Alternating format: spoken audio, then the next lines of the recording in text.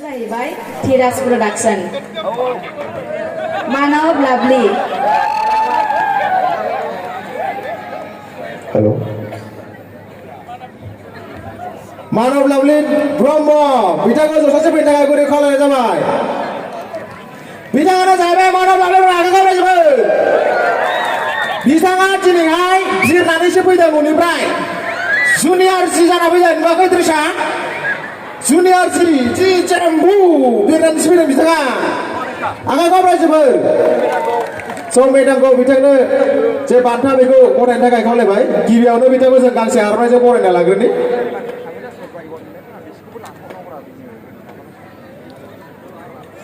आखाइखौ खावलायजोबो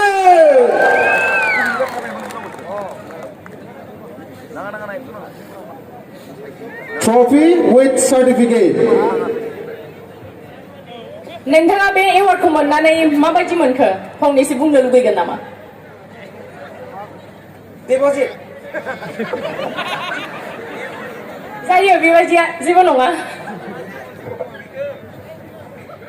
गिबि गिबियावनो आं सान्थिपुर हालामनि गासै रायजो राजाफोरजों लोगोसे आंनि गासै सावथुन मुलुगनि फावखुंगुर फावखुंग्रि देंखोगिरि दामगिरि आरो गासैबो बिथिंनि बाहागो लागिरि बिथांमोननिसिम आंनि गोसो गोरबोनिफ्राय अननाय आरो सिबिनायखौ बावहरग्रोनाय थाबाय दा आं जोबोर गोबाव समनिफ्रायनो बिदिनो नाजायै फैबाय गावनि जाखिनि थांखि लादोंमोन जेनेबा जाखिनि मावनो गोसो जेनेबा गासैबोआवबो जेनेबा मेकआपआवबो कस्टिउमावबो बा करिय'ग्राफावबो डाइरेक्सनावबो आं ट्राइ खालामबोदों जाखिनिखौ आं हारसिं गोसो जानानै बा गावनि गोसो जानानै जे लादों बेखौ आं रायजोफोरनिफ्राय सापर्ट मोनदों बिनि थाखाय आं गाव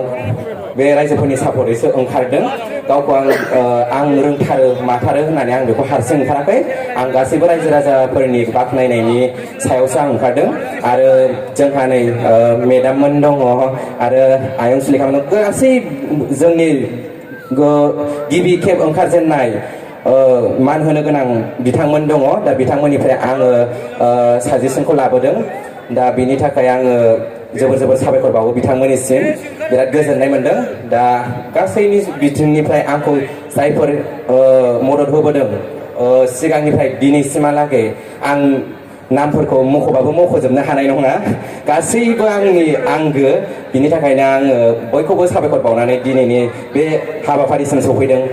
आंनि गोसो गोरबोनिफ्राय जोबोद गोजोननाय मोनदों आरो बयखौबो आंनि गोसो गोरबोनिफ्राय अननाय आरो साबायखर बावहरनाय थाबाय गोजोन्थों बिथाङानो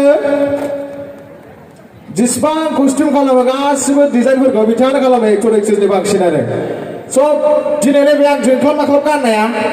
बेनो खालामलाय कस्टिउमा आंहा बिदि ड्रेस गानफेरा लाजिनानै जाला आं दहाय खुनु रोखोमसो गाखोदों आं बेवहाय थ' गोजोननाय थाबाय मानव लाभली बिथां आरो मेदामनिसिम